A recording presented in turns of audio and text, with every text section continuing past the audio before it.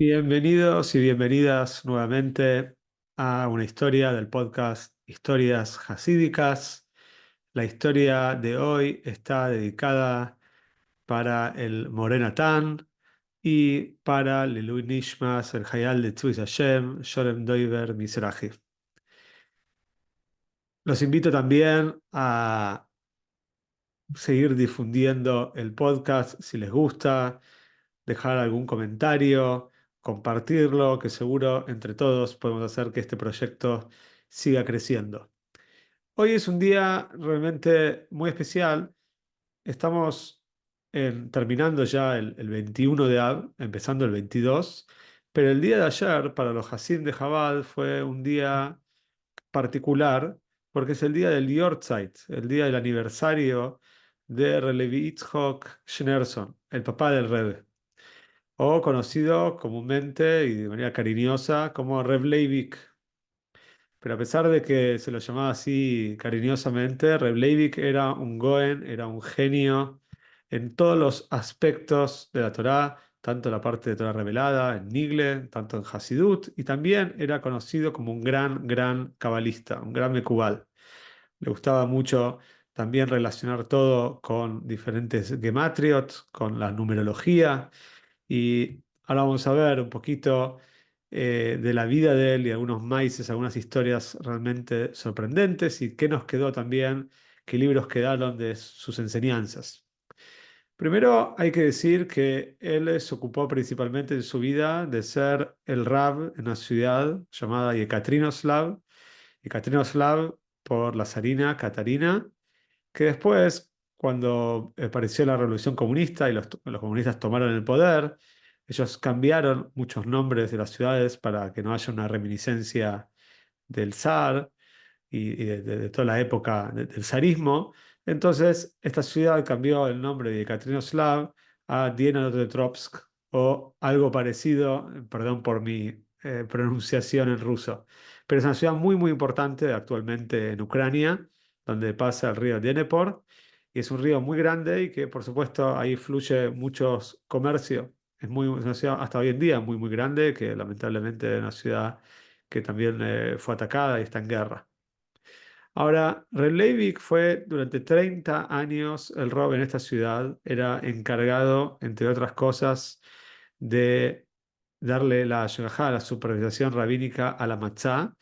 Y como Ucrania, en ese momento parte de la Unión Soviética, era y sigue siendo uno de los grandes graneros del mundo, entonces todo el trigo que se usaba, toda la harina de trigo que se usaba para las matzot, la supervisación, venía de Reb Leivik. Reb Leivik era muy riguroso en la supervisación de esta harina para hacer la matzá y que no tenga ningún tipo de leudado de hametz. Y los comunistas en general les molestaba muchísimo que él era tan, pero tan cuidadoso, que muchas veces ellos querían que se use la harina de todas maneras, que se use igual, que tanto lío, que ser tan riguroso, y Reb Levík era muy riguroso. Ahora, se cuenta una de las historias que Reb Levík vivía en un edificio, en un segundo piso de un edificio de esta ciudad, de Katrinoslav, y en el primer piso había una especie de depósitos, sótanos, no era un sótano propiamente dicho, pero eran unos depósitos, y en el segundo piso de este edificio vivía el portero. Pero el portero era un hombre particular, era un, como se dice acá en Argentina, en un fardo, un buchón, era un delator, una persona que se encargaba constantemente de ver quién entraba y quién salía de la casa de Rab Leivik, del rabino de la ciudad, y anotaba en su libreta y después le contaba a la KGB.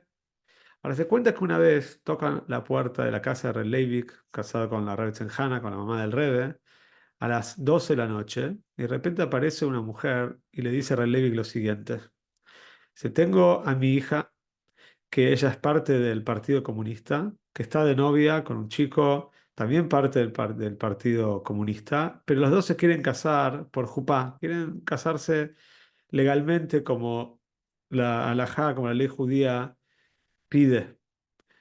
Esto era algo muy normal, las personas tenían muchas contradicciones internas, inclusive comunistas muchas veces, por supuesto, la Neyamá de ellos seguía pidiéndole Torah y Mitzvot. Entonces esta pareja quería casarse legalmente como tiene que ser según la halajá, pero por otro lado no lo podían hacer a viva voz, porque eran comunistas, estaba totalmente prohibido. Entonces la mamá de esta chica a las 12 de la noche le tocó el timbre a Relevik si podía hacer algo. Relevik dijo que los podía casar ahí mismo, en la casa de él, esa misma noche.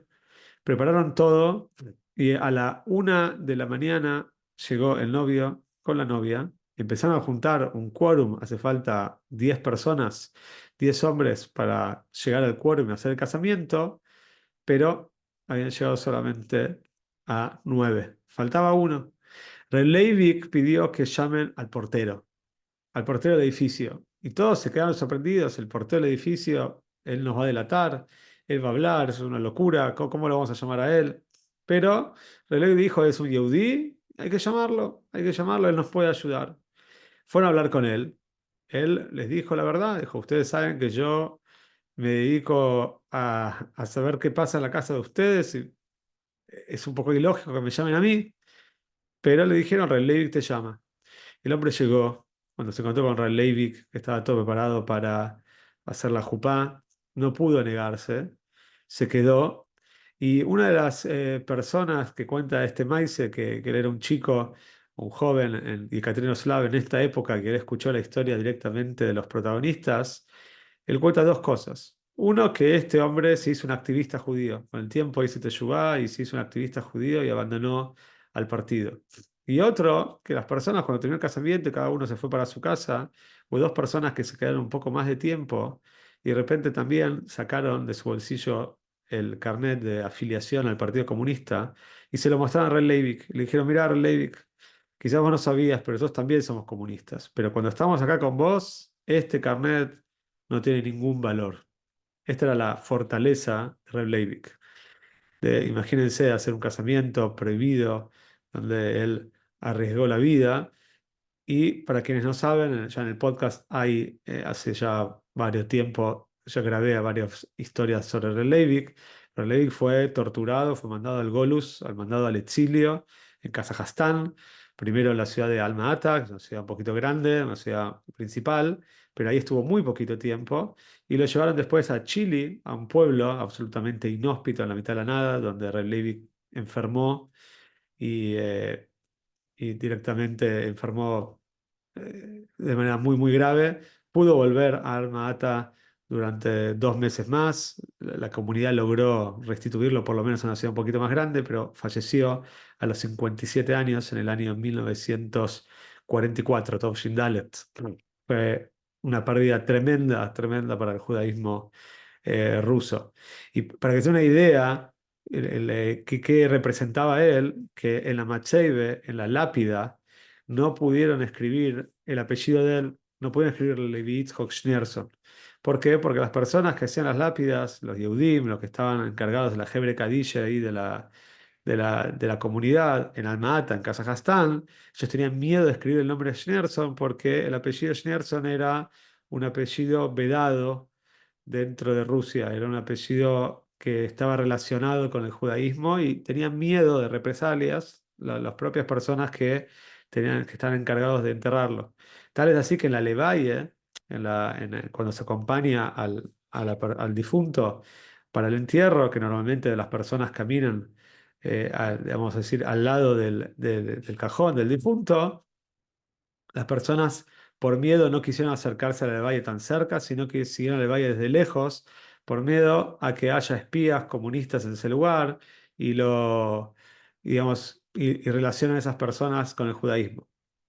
Después, interesante es otras historias, una historia más, quizás también para entender quién era y qué fortaleza tenía. Se cuenta que una vez el Papa, no sé exactamente cuál en esa época, estaba escuchando que en general, ser una persona religiosa en Rusia era muy, muy difícil. No solamente Yehudim, sino Leavdil, cualquier religión, era muy complicado de llevar a cabo. Y parece que el Papa había hablado algunos comentarios contra el comunismo de esa época. Y el Partido Comunista estaba con mucha bronca y quería demostrar al mundo de que ellos eran buenos, por supuesto, Esto no era así y no eran para nada complacientes con personas religiosas y no los aceptaban. Pero bueno, ellos querían demostrar de que sí.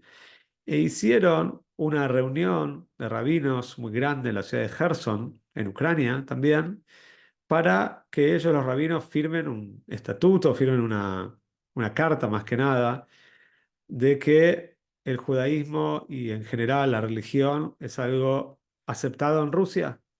Entonces querían que Reb Leivik, el papá del Rebbe, que era el rabino principal de una de las ciudades principales, que él se acerque también a firmar, que vaya al Kinus, que vaya a esta reunión y que él ayude a firmar y a convencer a todos de firmar este anuncio, vamos a decir. Entonces lo invitaron a la oficina de la KGB en la ciudad de Katrinoslav. Le dijeron que le iban a pagar en primera clase en el tren y que le iban a pagar todos los gastos para que él pueda ir a este Kinus, a esta reunión y ayudar a que todos los rabanim, todos los rabonim firmen el papel que los comunistas querían. La ley lo primero que dijo es: no necesito nada de ustedes, no quiero ir en primera clase, yo puedo ir solo. Yo en general esto al general que lo invitó no le gustó. Pero dijo: si yo puedo ir solo, dijo Relevi, yo puedo pagar mi propio pasaje de tren, puedo ir. Relevi llegó y esta historia la cuenta Reb Nochum Goldschmidt. Reb Nochum Goldschmidt era uno de los amigos de Reb Yisrael Areleiv. Yisrael Areleiv era uno de los hijos de Reb Leivik tuvo tres hijos. Tenemos al Rebbe de Lubavitch, también tuvo a Reb Yisrael Areleiv y también tuvo a Reb Doiber. Y Reb Nochum Goldschmidt en ese momento estaba estudiando en una yeshiva, en una academia de Torah clandestina en la ciudad de Gerson. Y cuando Reb Leivik llegó a esta reunión de Rabanim que duraba 3 días, fue a visitar esta yeshiva clandestina y se encontró con este joven, Nochum Goldschmidt, que era de la ciudad de Katrinoslav, por eso lo conocía. Se quedaron hablando. Y este chico, Nohum, que era un joven de 17, 18 años, lo acompañó a Reb Leivik al hotel donde estaba durmiendo. Lo primero que ve es que el hotel era un lugar muy, muy simple. La habitación era literal una cama y una silla y una mesa chiquitita y nada más. O sea, ni siquiera era un hotel, vamos a decir, era una habitación. Cuando Reb Leivik entró, se sentó en la silla que había ahí, apoyó su cabeza sobre las manos, estaba una expresión de sueño, de cansancio, y Nohum Goldschmidt cuenta que él se quedó parado. Y entonces en ese momento, Red Levick le empieza a contar a este joven, dice: mira, ¿vos sabés para qué estoy acá? Este chico no sabía. Entonces le cuenta que había una reunión de Rabonim que quieren que él convenza a los demás a firmar y a decir que en Rusia hay libertad de culto. Entonces le dijo: ¿sabés qué? Le dijo Relevik: no sé qué hacer. Si por un lado, si firmo, hay ventajas, hay pros, quizás la presión contra mí y contra los Yehudim va a minorar, pero por el otro lado, estoy mintiendo y en el exterior la gente va a pensar que el judaísmo realmente es libre cuando no lo es. Por el otro lado, Relevik dijo para sí mismo, pero le estaba explicando a este chico, dijo: si no firmo, también tengo consecuencias graves sobre mí y quizás también sobre otros Yehudim, pero por lo menos se va a saber la verdad. De repente, Red Leivik cambió la cara, se puso una cara de fortaleza muy grande y se paró y le dijo a este joven Nojo, le dijo: no, no voy a firmar, de ninguna manera voy a firmar. Si no voy a mentir, voy a decir la verdad, la gente tiene que saber. Incluso, dijo Red Leivik, que esto sea al Mesirus Nefesh, incluso que yo tenga que entregar mi vida por esto, no importa. Que de hecho después tuvo que entregar la vida literal. Después Relevik se volvió a sentar y Relevik dijo: dice, voy a dormir acá, dijo Relevik. ¿Cómo me voy a acostar en una cama que no sé quién se acostó? Así dijo Relevik. Bueno, Nochum Goldschmidt, este joven, se quedó impresionado por las dos cosas. Primero, por esto de que Relevik estaba directamente entregado a, al Yiddishkeit, a Torah y Mitzvahs, a hacer lo que tenía que hacer, inclusive que le cueste la vida.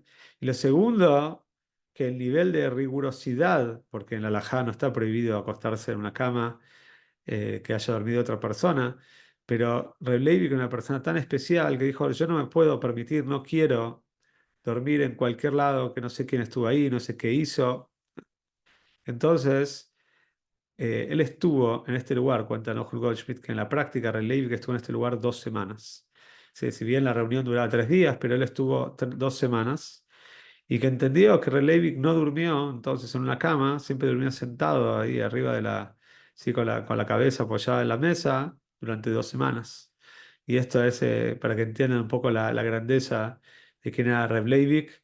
Hay, por supuesto, otras historias, hay libros ya hoy en día con historias de Reb Leivik. Una cosa más que es algo muy conocido, pero quizás para los que todavía no escucharon capítulos anteriores del podcast y están escuchando por primera vez sobre Releivik, es que todos los escritos que nosotros tenemos de él es cómo llegaron a nuestras manos. Cuando Releivik estaba en el exilio en Kazajstán, su esposa, la Rebbe Hanna, lo acompañó.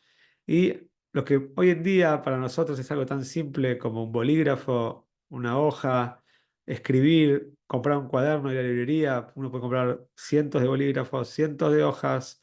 Bueno, esto Releivik no lo tenía, lo más elemental no lo tenía en el Golus, en el exilio, pero tenía algunos libros, pero no tenía lapicera. Entonces la esposa, con diferentes hierbas que había encontrado ahí, hierbas silvestres, iba haciendo diferentes tipos de tintas, a veces color verde, color azul, color negra, color rojo, la tinta que el color que le salía. Y Relevi con una pluma escribía con esta tinta, que era una tinta realmente muy tenue, pero con esa tinta escribía los márgenes de los libros que tenía. Después de su fallecimiento, la Rebbe Hannah, la esposa, agarró todos estos libros que estaban escritos en los márgenes y logró sacarlos de Europa, los llevó a Estados Unidos. La mamá del Rebbe pudo llegar hasta Estados Unidos y el Rebbe, el Rebbe Lubavitch, el hijo mandó a imprimir todos estos libros, o sea, en base a todo lo que está escrito en los márgenes, se pudo escribir libros enteros con la toire, con las enseñanzas de Reb Leivik. Que en general hay una regime muy interesante, una regime es unas anotaciones de Reb Leivik donde él explica que todo su exilio y por qué estuvo tanto tiempo en cada lugar y su nombre y cómo todo está relacionado cabalísticamente con la gematria, con la numerología y de por qué le pasó lo que le pasó.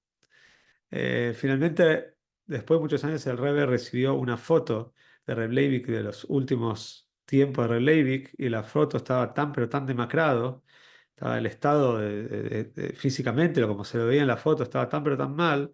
Cuando el Rebbe recibió la foto, aún de que le dijeron que esa foto pertenecía al padre, el Rebbe puso un signo de pregunta, ¿sí? Porque se quedó asombrado si realmente el papá había cambiado tanto físicamente.